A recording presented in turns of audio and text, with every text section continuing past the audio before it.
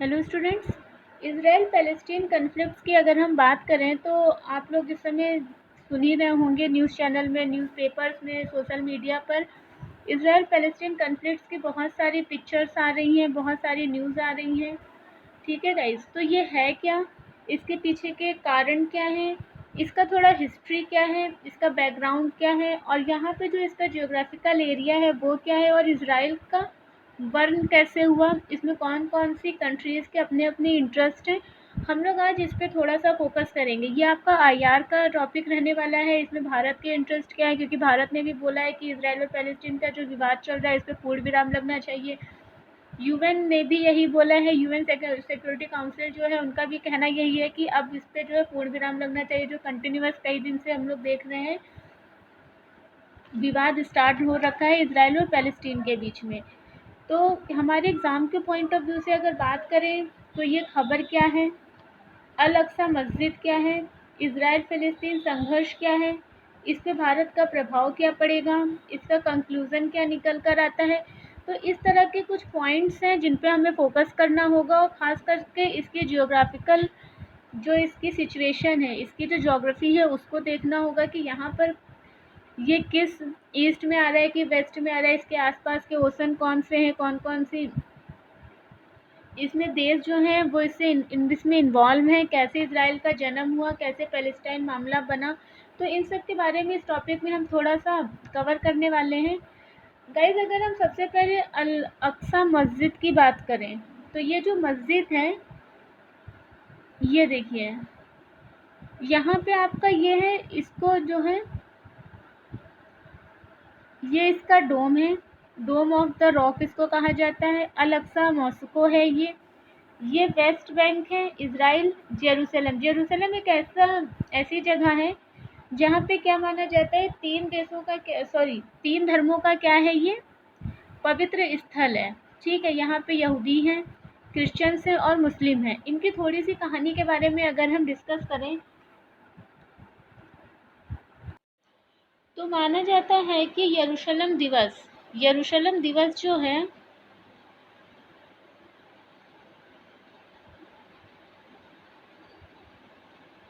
Guys, यरूशलेम दिवस जो है वो 10 मई को मनाया जाता है, और यहाँ पे नमाज अदा करते समय ही इस मस्जिद के ऊपर बमबारी की गई, यहाँ पे लोगों को हार्म पहुँचाया गया।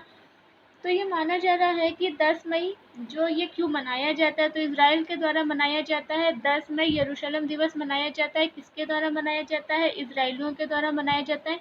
इसराइल यहाँ पे जब नमाज अदा कर रहे थे तो माना जा रहा है कि इनके ऊपर जो है हमास हमास मतलब जो पैलेस्टाइन की साइड से इनके ऊपर क्या कर दिया गया, आक्रमण कर दिया गया। ठीक है, तो यही जो है विवाद का कारण बना है कि इनके ऊपर जो है तब से ये विवाद जो है कंटिन्यूअस बना हुआ है। अगर हम लोग इसकी हिस्ट्री की थोड़ी सी बात करें कि आखिर ये है क्या, तो इसका अगर हिस्टोरिकल बैकग्राउंड देखें तो बहुत ज़्यादा आपको वर्ल्ड हिस्ट्री में जाना पड़ेगा। हम लोग थोड़ा सा रेफरेंस लेते हैं वर्ल्ड हिस्ट्री का और जानते हैं कि रोमन साम्राज्य जो था, रोमन साम्राज्य में दो तरह के लोग थे, क्योंकि ये जो है ये लोग एकेश्वरवाद को मानते हैं गाइस। किसको मानते हैं, एकेश्वरवाद को मानते हैं। डैट्स मीन कि एक ही गॉड की पूजा करते हैं, बाकी ये किसी को नहीं मानते हैं। और कहीं ना कहीं ईसाई भी यही कर रहे हैं, मुस्लिम्स भी यही कर रहे हैं और यहूदी भी यही कर रहे हैं, क्योंकि यहूदीज जो हैं वो जूस को मानते हैं। ठीक है, और जो ईसाई है वो क्रिश्चियंस वो जीजस को मानता है, और मुस्लिम्स जो हैं वो उनके भी एक ही पैगंबर हैं। तो यहाँ पे क्या हुआ कि जब रोमन साम्राज्य ने, जब हम लोग पीछे की बात करते हैं 8 BC के आसपास की, जो रोमन साम्राज्य था यहाँ पर, उसने क्या किया गाइस, इसके ऊपर कब्जा कर लिया। मतलब अपने जो एरिया था अरब वगैरह का, इसके ऊपर क्या करा, कब्जा कर लिया। और जो रोमन साम्राज्य था वो अपने मतलब एक तो गॉड को मानता था, दूसरा वहाँ पे देवी देवताओं के साथ राजाओं की भी पूजा होती थी। तो रोमन साम्राज्य में आप लोगों ने सुना होगा कि ईसाई को किस तरह से, ईसा मसीह को एकेश्वरवाद की तरफ मोड़ने के कारण, क्योंकि वो एकेश्वरवाद की तरफ लोगों को क्या करते थे, डाइवर्ट करते थे, उनको एकेश्वरवाद की परिभाषा बताते थे। तो उनको क्या किया गया था, सूली पे चढ़ा दिया गया था। उसका मेन कारण यही था कि वहाँ पे जो राजा था वो अपनी भी पूजा करवाता था, और ईसाई हो, और ये चाहे आपके मुस्लिम्स हो चाहे यहूदी हो, ये लोग एक ही देवता को मानते हैं और उसी पे बिलीव करते हैं। तो वो वहाँ पे किया गया। फिर इस्लाम और यहूदी के बीच में संबंध जो था वो यरूशलेम का मुद्दा बना। उसका कारण ये था कि पहले जो ये यहूदी थे, ये यहाँ पे पहुँचे, रोमन साम्राज्य के अंडर में आ गए। उसके बाद अगर हम बात करते हैं कि ये रोमन साम्राज्य के अंडर में आ गए, फिर यहाँ पे जब मुस्लिम्स पहुँचे, जब यहाँ पे ईसाई पहुँचे, तो वो भी रोमन साम्राज्य के अंडर में ही थे। कहीं न कहीं रोमन साम्राज्य ने अपना आधिपत्य स्थापित कर रखा था, आसपास के एरियाज़ पे अपना कब्जा कर रखा था। तो क्या हुआ कि ये दोनों क्या हो गए, एक प्रोटेस्ट करने स्टार्ट कर दिए, यहूदी हो या इस्लाम हो, इनका जो प्रोटेस्ट धीरे धीरे स्टार्ट हो गया। और इज़राइल और जूस जो थे एक दूसरे के साथ क्या करने गए, रिलेशन बनाने लगे। क्यों? क्योंकि यहूदी और आपके ईसाई दोनों एक ईश्वरवाद को मान रहे थे, और जो रोमन साम्राज्य था वो एक ईश्वरवाद तो नहीं मानता था, वहाँ पर अपने साथ देवता की पूजा करवाते थे। तो इसलिए यहाँ पे थोड़ा थोड़ा क्या हो गया, विवाद। अगर आप वर्ल्ड हिस्ट्री पढ़ेंगे तो उसमें माना जाता है कि जैसे जैसे रोमन साम्राज्य का विस्तार होता गया, उसने क्या करा, अपने आसपास के क्षेत्रों को जीत लिया। और रोमन साम्राज्य राजा की भी पूजा करवाते थे, इसलिए ये दो लोगों के बीच में कन्फ्लिक्ट राइज हो गया। किसमें? रोमन साम्राज्य और यहूदी में, या रोमन साम्राज्य और ईसाइयों में। क्या हो गया? अच्छा, एक कॉन्सेप्ट और आता है कि इनके लिए ये बहुत ज़्यादा इम्पोर्टेंट जगह क्यों है यरूशलेम। तो ये लोग मानते हैं कि इनके जो अब्राहम थे,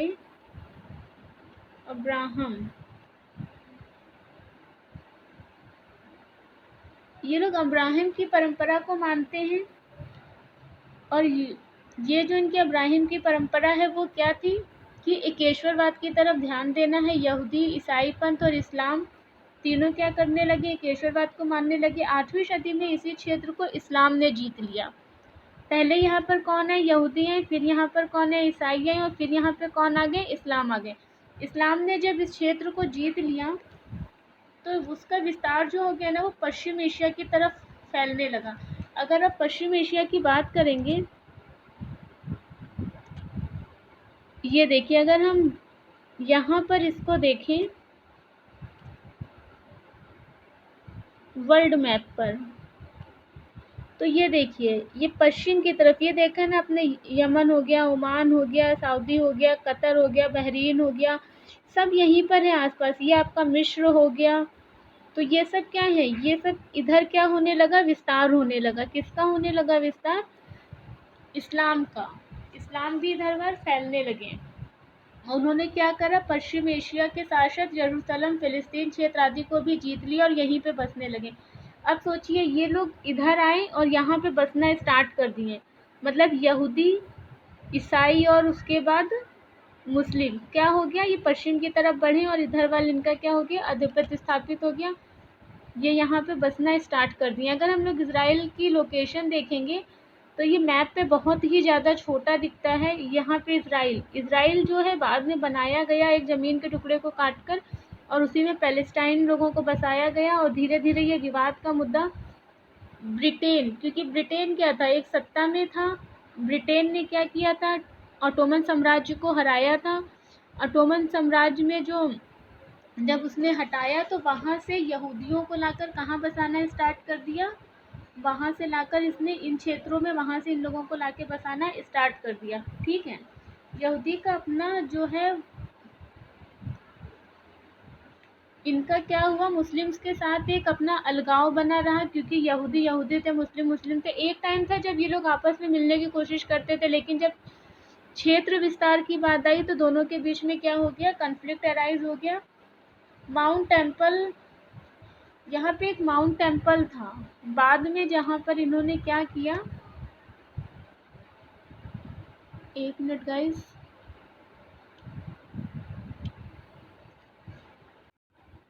ये देखिए, यहाँ पर क्या था, माउंट टेम्पल था। और यहीं पे फिर क्या बनाया गया, जब इस्लाम लोग यहाँ पर आए तो यहीं पर इसको मस्जिद में कन्वर्ट कर दिया गया। तो इनके बीच में क्या होने लगा, एक अलगाव पैदा होने लगा। समझ रहे हैं ना अलगाव की वजह क्या है कि यहूदियों का यहाँ पे टेम्पल हुआ करता था, जिसको टेम्पल ऑफ माउंट बोलते थे। और जब यहाँ पर मुस्लिम्स ने अपना आधिपत्य स्थापित करा, जब मुस्लिम्स यहाँ पर आए तो उन्होंने उसी टेम्पल को क्या कर दिया, उसमें मस्जिद में कन्वर्ट कर दिया। तो आप लोग जानते हैं कि ऐसा ही पहली बार नहीं हुआ। जब हमारे वहाँ तुर्की अफ़गानी आए थे, उसकी जब हम लोग कहानियाँ पढ़ते हैं मोहम्मद गौरी गजनवी की, तो उस टाइम पर भी बहुत सारे मस्जिद बनाने के लिए मंदिरों को तोड़ा गया था। तो उसी हिसाब से जिस भी शासन का वर्चस्व होता है, जिस भी कम्युनिटी का वर्चस्व होता है, वो अपने अकॉर्डिंग चीज़ों को ढालने की कोशिश करता है। तो बस यहाँ पर वही चीज़ें हो रही थी। फिर देखते देखते क्या होने लगा, इस्लाम का, ईसाई का और यहूदी का, तीनों का ये क्या पवित्र स्थल होने लगा। इनसे इनकी भावनात्मक जो थी, क्योंकि आप लोगों को पता है जो यरूशलेम है, ईसा मसीह भी वहीं पर थे और वहाँ पर उन्होंने काफ़ी विस्तार किया था अपना। तो तीनों का क्या था, यहाँ पर ये एक दूसरे के मतलब तीनों की भावनाएं यहाँ पर जुड़ने लगी। लेकिन जब ईसाई, यहूदी के बाद मुस्लिम्स आए, ईसाइयों के बाद जब उन्होंने यहाँ पे तोड़ा, मस्जिद बनाई, तो इनके बीच में क्या होने लगा, ये लोग एक दूसरे को हीन भावना से देखने लगे। यहाँ पर 3 युद्ध हुए इन भूभागों पर कब्जा करने के लिए, ईसाई शक्ति, इस्लाम और यूरोपीय देशों के मध्य। यहाँ पर इन्होंने 3 युद्ध लड़े। कौन कौन से युद्ध लड़े अभी हम लोग आगे डिस्कस करेंगे। और क्या हुआ उन तीनों युद्धों के बाद, यहाँ पर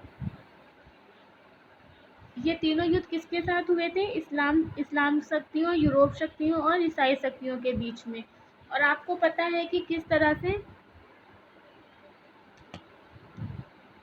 ईसाइयों ने बाद में यहाँ पर अपना आधिपत्य स्थापित करा। यूरोप जब यहूदी गए तो उनके साथ उनकी व्यवस्था सेट नहीं हो पाई।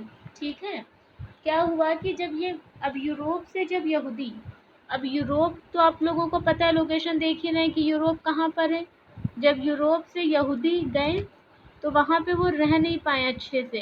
क्यों? क्योंकि वहाँ पे जो एक इकोनॉमिक वर्ग था, क्योंकि यहूदी माना जाता है बहुत ही ज़्यादा पैसे वाले थे, बहुत ही ज़्यादा उनके पास पैसा वैसा हुआ करता था।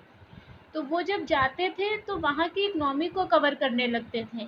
तो जब वो वहाँ की इकोनॉमी को कवर करने लगते थे तो वहाँ के लोगों को ये पसंद नहीं आता था, मतलब यूरोपियों को ये पसंद नहीं आता था। तो यूरोपियों ने अपनी सरकार से इसकी कंप्लेन की और कहा कि इनको यहाँ से निकालो। तो उनको निकालने की प्रक्रिया चालू हुई। लेकिन अब यहूदियों के पास अपनी ज़मीन तो थी नहीं रहने के लिए। मेन विवाद का कारण तो यही बना हुआ है कि इनके पास रहने के लिए अपनी ज़मीनें नहीं थी, और ये जो ज़मीन नहीं थी, इसी के कारण ये जब ऑटोमन साम्राज्य का विघटन हुआ, जब वो ब्रिटेन के हाथ में आया, तो उन्होंने क्या किया, यहाँ पर लोगों को बसाना शुरू कर दिया। अब जैसे कि आप ये देख रहे हैं, वेस्ट बैंक का इलाका, गोलन हाइट का और गाज़ा स्ट्रिप का। ये गाइस थोड़ी सी हिस्ट्री है, इसकी सुन लीजिए, बहुत ज़्यादा इंटरेस्टिंग शायद ना लगे, लेकिन एक विवाद का कारण कब से चल रहा है ये बस समझने की ज़रूरत है, इसीलिए इसको डिस्कस किया जा रहा है। और माना जाता है कि फर्स्ट वर्ल्ड वॉर जब हुआ था 1914 से 1918, सबको पता होगा कि 1914 से 1918 जो है फर्स्ट वर्ल्ड वॉर चला था। तो इसी के टाइम पर जो भी बदलाव आए, सत्ता पलटी, ऑटोमन साम्राज्य का विघटन हो गया, मतलब मुस्लिम जो सत्ता थी वो कमज़ोर हो गई और वो किसके अधीन आ गई, अंग्रेज़ों के अधीन आ गई। और जब वो ब्रिटिशर्स के अधीन आ गई, उसके बाद ही इन्होंने ये पूरा खेल यहाँ पे स्टार्ट करा। क्योंकि आपने देखा होगा कि इन्होंने पाकिस्तान का मुद्दा भी एक बफर स्टेट की तरह बनाया था। ये भी इन्होंने विवाद के कई एक मुद्दे यहाँ पे बना के रखे हैं। और जब ऑटोमन साम्राज्य का विघटन हो रहा था, उसी समय पर फ्रांस की क्रांति के बारे में आप लोगों ने सुना होगा। यूरोप में फ्रांस की क्रांति हो गई थी, जर्मनी में हिटलर आ गया था, उसने किस तरह से यहूदियों का नरसंहार कर दिया था, और वो बहुत ही क्रूर माना जाता है हिटलर के द्वारा किया गया काम। और जो फ्रांस में राष्ट्रवाद की भावना आ रही थी, नेशनलिज्म की जो एक भावना पनप रही थी, उस भावना ने क्या किया, यहूदियों के अंदर भी अपने राष्ट्र की भावना को जन्म दे दिया। क्या किया, अब उनको भी फिर क्या चाहिए था, अपने लिए ज़मीन चाहिए थी, और वो क्या करने लगे, इसकी मांग करने लगे। और इसकी मांग पूरी करने के लिए उन्होंने क्या कहा, उन्होंने ब्रिटिशर्स से कहा। अब एक चीज़ समझ लीजिए, यहूदी जो थे, यहूदी ये जब यूरोप जाते थे तो यहाँ की इकोनॉमी को डिस्टर्ब कर देते थे। ठीक है गाइस, क्या करते थे, यहाँ की इकोनॉमी को डिस्टर्ब कर देते थे क्योंकि इनके पास पैसा बहुत ज़्यादा था। ये यहाँ की इकोनॉमी को माइनस में करते थे। इनके पास पैसा होने के कारण ये बड़े बड़े बिजनेस खरीद लेते थे, बड़ी बड़ी ज़मीनें खरीद लेते थे, पूरा पूरा हैंडओवर अपने हाथ में ले लेते थे। तो यहाँ की इकोनॉमी क्या होती थी, लॉस कर जाती थी। इस लॉस की कंप्लेन जो थी इन यूरोपियों ने यूरोप सरकार को की, तो अब इनके आगे भी समस्या पैदा हो रही थी। तो इन यहूदियों ने जब डिमांड किया कि हमको जो है अपना राष्ट्र चाहिए, तो ब्रिटेन ने बोला ठीक है। तो उसी समय जो मामला चल रहा था ऑटोमन साम्राज्य का, ऑटोमन साम्राज्य जो था, तो ब्रिटेन और इनके बीच में विवाद था। ब्रिटेन ने इसको जीता। इसको जीतने के लिए जो यहूदी थे, यहूदियों ने क्या करा, इनको पैसा दिया, इनको सपोर्ट किया, और जो भी इंटरनल बातें थी वो इनको बताई, जिससे क्या हुआ, ये ऑटोमन साम्राज्य को हरा सके। तो जब इन्होंने ऑटोमन साम्राज्य को हराया तो अब इनकी रिस्पॉन्सिबिलिटी बन जाती है कि यहूदियों ने इनको सपोर्ट किया तो ये यहूदियों को बसाएं। तो इन्होंने क्या करना स्टार्ट करा, ये देखिए, ये जॉर्डन की लोकेशन है, ये इजिप्ट की है, ये सीरिया की है। इन्होंने क्या किया, ये वाला क्षेत्र जो आप देख रहे हैं इजराइल के रूप में इनको बसाया, और यहाँ पे जो यहूदी थे उनको 35% और यहाँ के जो मुस्लिम थे उनको 65% ज़मीन दे दी। ठीक है, इसका भी एक मैप है, आगे हम लोग अभी डिस्कस करेंगे कि किस तरह से इन्होंने ये काम किया, कि इन्होंने क्या किया, दे दिया। अब इससे यहूदी तो खुश हो गए क्योंकि यहूदियों के पास क्या था, ज़मीन थी नहीं, उनको 35% मिल गई क्योंकि ये डेवलप भी बहुत तेज़ी से कर रहे थे, वहाँ पे जाके बस भी बहुत तेज़ी से रहे थे। ठीक, और अब ये देखिए आप लोग कि जब लोग तेज़ी से बसना स्टार्ट हो गए तो जो 65% लैंड दी गई किनको, मुस्लिम्स को, तो मुस्लिम्स कंट्री ने इसका विरोध कर दिया और ब्रिटेन के इस फैसले को मानने से भी मना कर दिया, जिसको बाल्फोर घोषणा पत्र कहते हैं। तो इन्होंने क्या करा, उसको मानने से मना कर दिया। ये घोषणा पत्र क्या थी, क्या है, क्या नहीं है, कभी नहीं पूछेगा। आप लोगों को बस एक नॉलेज होना चाहिए कि आखिर विवाद का मुख्य कारण क्या। अगर हम रोमन साम्राज्य से उठाकर देखते हैं किस किस तरह से इस्लाम की आस्था जुड़ी, ईसाई की आस्था जुड़ी, यहूदी की आस्था जुड़ी, किस तरह से ऑटोमन साम्राज्य का विघटन हुआ, ब्रिटेन को कैसे सपोर्ट किया, उसके बाद ब्रिटेन ने अपने लोगों को शांत करने के लिए और जिनसे सपोर्ट लिया था उनको शांत करने के लिए इज़राइल नाम का एक देश बसा दिया, और इनको जो है दे दिया कि ठीक है, आपको हम दर्जा दे रहे हैं, मान रहे हैं कि आप एक राष्ट्र हैं, आप रहिए। लेकिन इस फैसले को मानने से किसने मना कर दिया, इस फैसले को मानने से जितनी भी मुस्लिम्स कंट्रीज़ थी उन्होंने मना कर दिया। इसलिए 3 युद्ध माने जाते हैं, हुसैन मोहन समझौता, साइकस पिकॉट समझौता और बाल्फोर घोषणा पत्र। इसमें क्या हुआ, इन्होंने लालच दिया था हुसैन मोहन समझौते में कि ये क्या करेंगे, हुसैन को स्वतंत्र शासक बना देंगे सऊदी का, तो उन्होंने इसको सपोर्ट कर दिया था। और दूसरी बात में जब साइकस पिकॉट समझौता हुआ तो माना गया कि ब्रिटिश ने हुसैन को धोखा दे दिया और बोला कि अब इसको शासक नहीं बनाएंगे। ठीक, तो विवाद तो बढ़ने थे ही, आप लोग खुद भी समझ सकते हैं, विवाद तो बढ़ना है ही है। अब जब अरब क्षेत्र तुर्की के अधीन हुआ और तो फिर यहूदी भी तुर्की के अधीन हो गए। ठीक है, जब तुर्कियों ने अरब को जीता तो अरब क्षेत्र क्या हो गया, तुर्कियों के अधीन हुआ, तो वहाँ के जो यहूदी थे वो उनके अधीन हो गए। लेकिन जब ब्रिटिश ने इसको जीता तो ये सब ब्रिटिश के अधीन हो गए, और फिर इन्होंने क्या किया, स्वतंत्र राष्ट्र की मांग कर दी। ठीक है गाइस, अब हम लोग आगे चलते हैं, थोड़ा आगे की तरफ आते हैं, ये तो हिस्ट्री की बात हो गई है। अब अगर देखें कि इनके पास रहने की ज़मीनें नहीं थी, फर्स्ट वर्ल्ड वॉर तक क्या होता है, यहाँ इनके मध्य कोई प्रॉब्लम नहीं थी। बाद में यूरोप के जूस को प्रॉब्लम हुई। अब यूरोप के जूसर्स को प्रॉब्लम हुई 1880 तक ये आने लगे। अब हुआ क्या कि ये लैंड हुआ ये कि 1900 1917 में ब्रिटेन ने एक बाल्फोर डिक्लेरेशन जारी करके क्या कह दिया, 7 लाख यहूदियों को बसा दिया। कहाँ बसा दिया? इज़राइल में, लेकिन पैलेस्टाइन से बात नहीं की। ठीक है, इन्होंने क्या करा, यहूदियों को कहाँ बसा दिया? पैलेस्टाइन में बसा दिया और वहाँ से बात नहीं की। अब फिर क्या होता है, पहला विश्व युद्ध की अगर बात करें तो ब्रिटिश निवेश टर्की थे, तो टर्की के साम्राज्य को जब समाप्त किया गया तो ब्रिटिश कब्जे में लेने के बाद अभी आपको बताया कि वो यहूदियों को उन्होंने सपोर्ट कर दिया और यहूदियों के सपोर्ट से वे जीत गए और जीतने के बाद इन्होंने वहाँ पर उसको बसाना स्टार्ट कर दिया। अब बाद में क्या हुआ कि ये डिसीज़न जब इन्होंने फ़लस्तीनियों से नहीं लिया था, जब फ़लस्तीन से ये डिसीज़न लिया नहीं कि इनको यहाँ पे बसाना है कि नहीं बसाना है, और यहाँ से 7 लाख मुस्लिम ईसाइयों को यहूदियों को ले जाके बसा दिया, तो यहाँ के जो लोग थे और जो ये वाले यहूदी थे, इनके बीच में कन्फ्लिक्ट अराइज़ हो गया। इनके बीच में जो कन्फ्लिक्ट अराइज़ हुआ उसमें यहूदियों का क्या हुआ, वर्चस्व बढ़ने लगा और हिंसा भी बढ़ने लगी और आगे चलकर सेकेंड वर्ल्ड वॉर के बाद यूएन पार्टीशन प्लान लाया गया। अब सोचिए कितने साल तक ये लोग स्ट्रगल करते रहे और ये लोग आज भी किस में रहते हैं, रिफ्यूजीज कैंप में रहते हैं। आज भी ये इनके पास लैंड नहीं है, वहाँ से निकाल दिए जाते हैं और विवाद हमेशा इन्हीं चीज़ों को लेके रहता है। अब अगर बात करें कि इजराइल की लोकेशन क्या, आई थिंक कि आप लोगों को विवाद समझ में आ गया होगा। विवाद समझ में आ गया होगा तो आपको बाकी चीज़ें भी समझ में आ जाएंगी। अगर कुछ भी रह जाता है और आपको नहीं समझ में आता है, आई थिंक आप लोगों को विवाद पूरा समझ में आ गया होगा। अब अगर हम लोग संघर्ष की बात अगर टू द पॉइंट करें,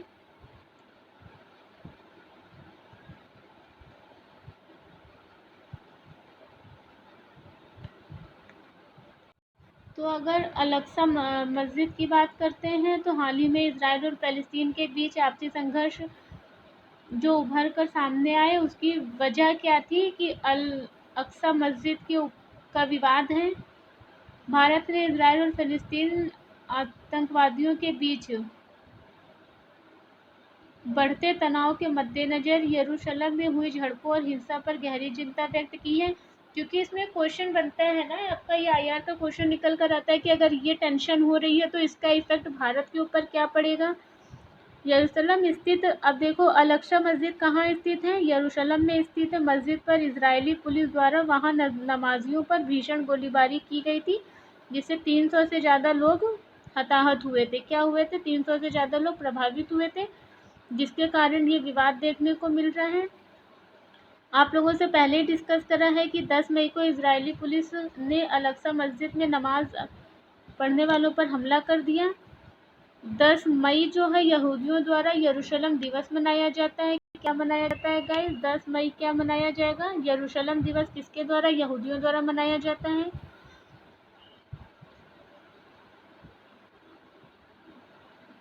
अब ये भी बताया जा रहा है कि आतंकी समूह हमास द्वारा इजराइल पर रॉकेट दागे गए या इस तरह का टेंशन क्रिएट किया गया।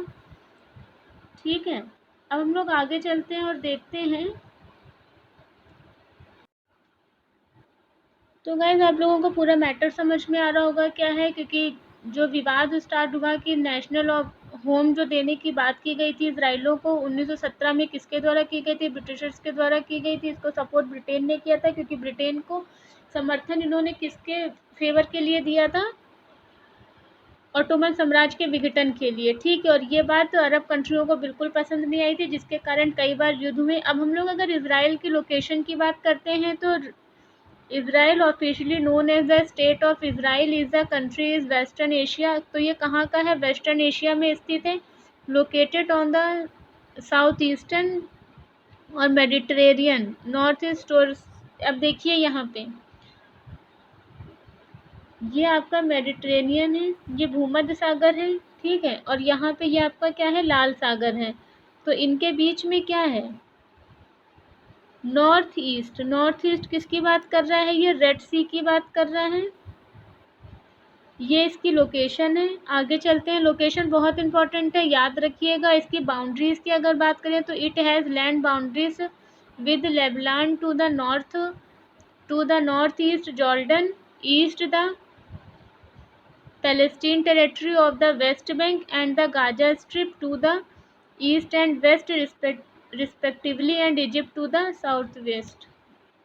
ये देखिए गाइस, ये सीरिया का है, यहाँ पे गोलन हाइट का विवाद है, क्योंकि जब अरबों ने मिलकर इनके ऊपर आक्रमण किया था, तो इन्होंने क्या किया था, सीरिया से गोलन हाइट, इजिप्ट से सिनाई द्वीप और जॉर्डन से यहाँ पर ये वाला सब एरिया क्या किया था, जीत लिया था। बाद में सिनाई द्वीप मिस्र को वापस कर दिया था इन्होंने, और मिस्र ने क्या किया था, इजराइलियों को एक राष्ट्र का दर्जा की मान्यता दे दी थी। लेकिन ये क्या हुआ था, अब देखिए ये लोग किस तरह से सिकुड़ते चले गए। पहले ये एरिया था, अभी एक मैप और है पीछे, उसमें हम लोग डिस्कशन करेंगे ये वाला जूस पॉपुलेशन, और फिर किस तरह से इनके साथ वहाँ पे डिस्क्रिमिनेशन होता रहा, पिटीशन आया, प्लान आया, क्या क्या हुआ, ये सारी चीज़ें हैं, ये देख लीजिए। पैलेस्टाइन कितने थे पहले, ये पूरे एरिया में थे, और जूस कितने थे, सिर्फ वाइट वाला जो पोर्शन दिख रहा है ये इतने थे। लेकिन जब 1947 से अभी तक को देखेंगे तो 1947 में क्या हुआ, इनका देखो इजराइल ये हो गए, इजराइलियों ने अपने आप को फैला लिया, और पैलेस्टाइन कितने हो गए, इतने बचे। फिर थोड़े दिन बाद फिर से होता है, विवाद होता है। अब इजराइल फैलते चले जाएंगे, इजराइल क्या करेंगे, पूरे अरब क्षेत्र की कंट्रीज़ पर भी बहुत सारे क्षेत्रों पर कब्जा करते जाएंगे। 1949 से 67 तक पैलेस्टाइन यहाँ पे बचते हैं और यहाँ पे बचते हैं, बाकी ये सब क्या इजराइलियों के अंडर में आ जाता है। और अगर प्रेजेंट सिचुएशन देखेंगे तो प्रेजेंट सिचुएशन में ये है कि आपके जो इजराइल हैं उन्होंने ये पूरा एरिया कवर कर रखा है, ये पूरा एरिया जो बीच बीच में ग्रीन वाला दिख रहा है, ये वेस्ट बैंक का एरिया, और ये वाला गाजा स्ट्रिप का, ठीक है। ये क्या है, खाली किसका बचा है, पैलेस्टाइन्स का बचा है, और इसीलिए इनके साथ इनका विवाद चलता रहता है। और ये पूरा जो है अभी तक का सिनेरियो था, इस मैप के थ्रू आप लोग समझ सकते हैं। अब अगर बात करें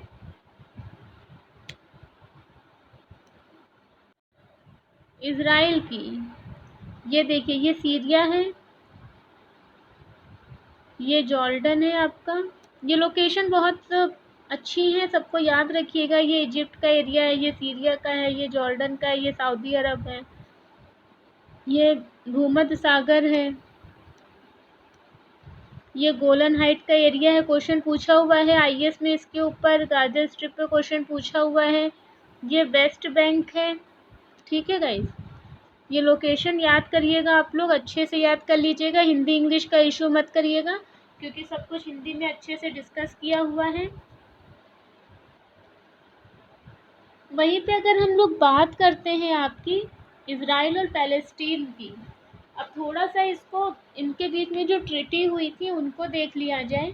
तो 1947 में यूनाइटेड नेशन ने क्या किया था, एडॉप्ट अ पार्टीशन प्लान, इनका जो ये वाला था,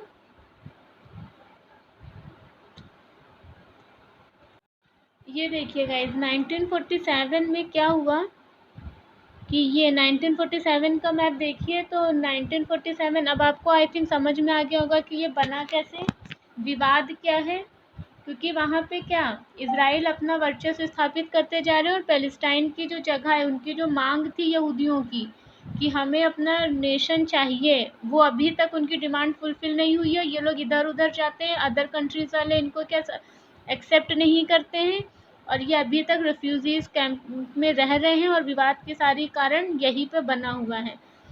तो अगर इन 1947 the United nation adopt a partition plan for Palestine, recommending the creation for independent Arab and Jewish states and the internationalized Judaism। अब इन्होंने क्या किया था, 1947 में एक प्लान लेकर आया था, जिससे क्या करना था कि अरब देश और जूस दोनों को क्या करना था, एक इंडिपेंडेंट करना था। The plan was accepted by Jewish agencies and rejected by Arab leaders. तो ये अभी बताया कि इसको जो जूस थे उन्होंने क्या किया था, एक्सेप्ट कर लिया था, क्योंकि उनको 35% लैंड मिल रही थी और उनके पास जीरो भी नहीं थी। और अरब कंट्रीज़ जो थे ना, उन्होंने इसको इसलिए नहीं माना था क्योंकि उनके पास बहुत सारा एरिया था। ये देखो, ये सारा एरिया किनका था? ये सारा एरिया था मुस्लिम्स का, और इसमें से निकल के किसके पास जा रहा था? इनके पास निकल के जा रहा था। ये देखिए, पार्टीशन प्लान जो है 1947 का, ये सब जा रहा था पैलेस्टीन्स के पास, तो इसलिए इनको दुख हो रहा था, इन्होंने एक्सेप्ट नहीं किया था। The following year the juice essentially declared the independence of the state of the Israel and the subsequent 1948 Arab Israeli war. अब 1948 में क्या होता है? अरब मतलब मुस्लिम्स कंट्री किसको सपोर्ट कर रही हैं? पैलेस्टीन्स को, ठीक है। वहाँ पे पैलेस्टाइन्स में जो मुस्लिम्स हैं उनको सपोर्ट कर रही हैं, और वो इस चीज़ को मानने से मना कर रही हैं, तो क्या होगा? अरब इजरायली वॉर होगा। So Israel establishment over most of the, अब देखिए इजराइल क्या कर रहा है? Israel most of the former mandate territories while the West Bank. अब वेस्ट बैंक की लोकेशन देख लीजिए क्या है। इजराइल ने क्या किया? ये जो वेस्ट बैंक है, पीछे वाले मैप में दिखाया था, ये इधर ऊपर का जो एरिया था, यहाँ पे कब्जा कर लिया। यहाँ पे अभी तक कौन थे? पैलेस्टाइन थे। इजराइलियों ने यहाँ पे कब्जा कर लिया। while the West Bank and Gaza were held by neighboring Arab state। और ये जो गाजा है, ये गाजा स्ट्रिप, इस पे भी क्या कर लिया? कब्जा कर लिया। Israel has sense for several wars with Arab countries and sense the 6th day. और ये 6 दिन तक युद्ध चला। इन जून 1967 heeled occupied territories including the West Bank, Golan Heights and the Gaza Strip still considered occupied after the 2005 disengagement, although some legal experts dispute these claims। अच्छा, फिर क्या होता है 1967 तक? ये देखिए 1967 का जब आप ये मैप देखेंगे तो आपको समझ में आएगा कि किस तरह से ये गाजा पट्टी, गोलन हाइट का मामला, वेस्ट, और ये सब इन्होंने क्या कर लिया? कवर कर लिया। अब आप लोग देखिए इजराइल कितना ज़्यादा में हो गए, और 1947 तक इजराइल कहाँ पे थे और पैलेस्टाइन कहाँ पे थे। अब इनका एरिया बढ़ता चला गया। तो इजराइल है सिंस फोर। अब इजराइल बॉर्डर की अगर बात करें तो more than 70 years after Israel declared statehood, its borders are yet to be entirely settled। इसने फिर क्या करा? अपने बॉर्डर्स को सेटल्ड किया। Wars, territories and occupations means the shape of the Jews state has changed over time and this part is still undefined। अब क्या हुआ? ये अनडिफाइंड हो गया जूस का स्टेट फिर से, कि हाँ ठीक है, पहले इनको डिसाइड करके दिया गया था, फिर ये क्या हो गया? अनडिसाइड हो गया, अनडिफाइंड हो गया। The land which would become Israel was for centuries part of the Turkish ruled Ottoman imperial. फिर वही है कि जब ऑटोमन इम्पीरियर वाली बात जो हम लोगों ने पहले डिस्कस की थी, after World War 1 and the collapse of the empire territories known as Palestine, the partition of which west of the river Jordan. अब जॉर्डन के वेस्ट में जो रिवर है उसकी बात अगर हम लोग करें, ये देखिए जॉर्डन है, जॉर्डन रिवर के वेस्ट बैंक की, ठीक है। Partition portion of which west of the river Jordan was also known as the land of Israel by Jews। ये क्या हो गई? अब समझ रहे, ये पैलेस्टाइन की हो गई, इजराइल बाई जूस, ठीक है। Was marked out the assign to Britain to administration by victorious allied power. अब उन्होंने क्या कर दिया? इसको नेशन का दर्जा दे दिया। The term of the mandate, ये सब हम लोग पहले पूरा हिंदी में डिस्कस कर चुके हैं, तो इसमें इंग्लिश हिंदी का इशू प्लीज़ मत करिएगा आप लोग। In Britain with establishing the Palestine a nation home for the Jews people. Britain ने क्या किया? पैलेस्टाइन का राष्ट्र घोषित कर दिया, ठीक है। So long as doing so did not prejudice the civil and religious rights of the Jews communities. लेकिन यहाँ पर क्या हुआ? उनको कोई भी राइट नहीं मिल पाया, क्योंकि वहाँ पे कंटिन्यूअस जो अरब थे वो उनके ऊपर आक्रमण करते रहे, उनसे युद्ध करते रहे, उनको वहाँ पे स्टेबल्स नहीं होने दिए। तो अगर human partition plan for Palestine की बात करें तो problem to the United Nation which is the 1947 proposed Palestine into 2 states. अब पैलेस्टाइन को क्या कर दिया, 2 भागों में पार्टेशनरी क्या कर दिया, उसको 2 भागों में बांट दिया, 1 जूस और 1 अरब और 1 जूस में, with the Jerusalem Bethlehem area to becomes an international city. और जो यहाँ पे बेथलेहम था उसको क्या करा, इंटरनेशनल सिटी घोषित कर दिया। The plan was accepted by Palestine juice leadership but reject by the urban countries. ठीक है गाइस। अब अगर बात करें कि अब देखो ये विवाद का कारण क्या है, सिर्फ और लैंड का प्रॉब्लम है जो आपस में कंटिन्यूस चलता रहता है। Subsequent legislative acts have resulted in the full application of Israel law with in the Golan Heights and East Jerusalem as well as the partial application in the West Bank via pipelining into Israeli settlements। अब ये सब क्या है कि ये सब धीरे धीरे सेटलमेंट्स हो रहे थे, बीच बीच में कुछ ना कुछ आ रहे थे, लेकिन ये कैसा, अब इसराइल कंटिन्यूस कब्जा करते जा रहे थे। Israel occupation of the Palestine territories is internationally considered to be the world's largest military occupation of the modern time. अब क्या है, इसराइल के बारे में तो आपको पता है कि बेस्ट मिलिट्री पावर है ये।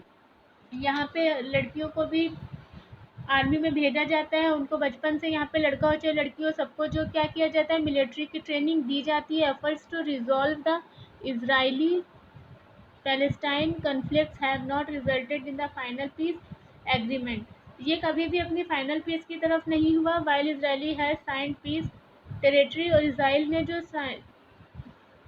क्या किया, पीस मतलब शांति समझौता जो किया, उसके तहत क्या करा, बोथ विद इजिप्ट और जॉर्डन के साथ किया। ठीक है, और इसने जो सिनाई द्वीप था उसको भी वापस कर दिया था इजिप्ट को। ये देखिए, ये सिनाई द्वीप है, ये इजिप्ट का, ये मिस्र का है, इसको जीत लिया था जब अरब देशों के साथ मिस्र ने क्या किया था, जब इजराइल पे हमला किया था तो उसने इसको जीत लिया था। गोलन हाइट सीरिया का जीत लिया था, लेकिन बाद में वापस कर दिया था। ये कहानी थी आप लोगों के लिए। अब अगर बात करें आफ्टर द 1967 6 डेज वॉर था, अभी डिस्कस किया पूरा हम लोगों ने। Gaza Strip, the West Bank, East Jerusalem and most of the Syrian Golan Heights जीत लिया उन्होंने। 1967 में वापस कर दिया था, effectively tripling the size of the territory under Israel control. उसने अपने क्या किया था, तीन गुना अपनी जो थी लैंड उसको बढ़ा लिया था। Israel effectively annexed East Jerusalem, claiming the whole of the city, its capital and the Golan Heights। और उसने क्या, यरूशलेम को अपनी राजधानी भी घोषित कर दिया। This move were not recognized by the international community until the US changed its official position of the matter under the Trump administration, becoming the first major power to do so। अच्छा, ये आप लोगों ने अभी पीछे सुना होगा 1-1.5 साल पहले, ये अभी पिछले साल की शायद बात है, जब या पिछले से पिछले साल की ट्रम्प ने इनको सपोर्ट किया था और इसराइल को यरूशलेम की राजधानी मान लिया था। ठीक है, कि यरूशलेम को इसराइल की राजधानी मान लिया था। Overwhelmingly, international opinion continues to consider East Jerusalem and Golan Heights as occupied territory। ये दोनों क्या है, occupied territory है इसराइल की। अब अगर बात करें द 1982 की, अगर अब बात करते हैं 1982 की, तो one of the Israel land borders was formalised for the first time in 19, पहली बार कब हुआ, 1979 में, when Egypt become the first Arab country to recognise the Jews state. Egypt ने क्या किया था, जूस के स्टेट के लिए इसको सुना था, लेकिन फिर जो ये जो था कंट्री, इसने क्या करा, जूस स्टेट में किया अंडर द टेरिटरी। ये सब हम लोग पहले डिस्कस कर चुके हैं, इसमें बहुत ज़्यादा डिस्कस करने के लिए कुछ है नहीं। यूएन प्लान हो गया, ये सब है। अब आपके एग्जाम के पॉइंट ऑफ व्यू से इम्पोर्टेंट ये क्या है, इसकी लोकेशन।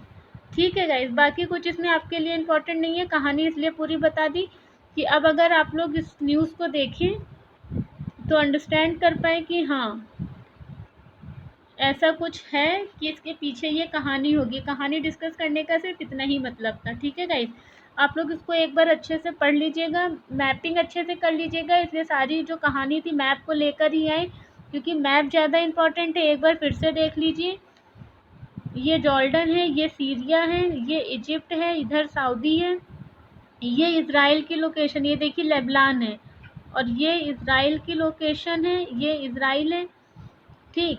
ये गोलन हाइट यहाँ पर है, आपका वेस्ट बैंक यहाँ पर है, ये देखिए वेस्ट बैंक का लोकेशन, गाजा स्ट्रिप्स यहाँ पर है, और यहीं पे ज़्यादातर क्या होता है, विवाद होता रहता है। डेड सी, ये भी पूछ सकता है कि इज़राइल जहाँ जिन मतलब समुद्रों के बीच में घिरा है वो कौन से हैं।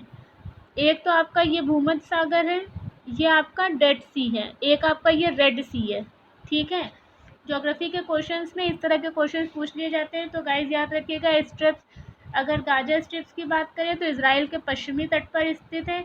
गोलन हाइट की बात करें तो वो देखिए आपका कहाँ पर है, गोलन हाइट आपका उत्तर पूर्व में है, नॉर्थ में है, ये आपका इज़राइल से लगा हुआ क्षेत्र। अगर पूछ ले कि इज़राइल अपनी सीमा किन किन देशों के साथ साझा करता है, तो इजिप्ट, जॉर्डन, सीरिया और लेबनान के साथ करता है। समुद्री सीमा अगर पूछ ली जाए किसके किसके साथ लगती है, भूमध्य सागर, डेड सागर और रेड सी के साथ लगती है, ठीक है गाइस। आज की क्लास को हम लोग यहीं रोकते हैं। क्लास कैसे लगी प्लीज़ कमेंट कर दिया करिए, मैसेज में बता दिया करिए, जिससे आगे क्लास को और भी इंटरेस्टिंग बनाया जा सके, और जो भी प्रॉब्लम्स है उसको आप लोग डिस्कस करने के लिए। Okay guys, thank you.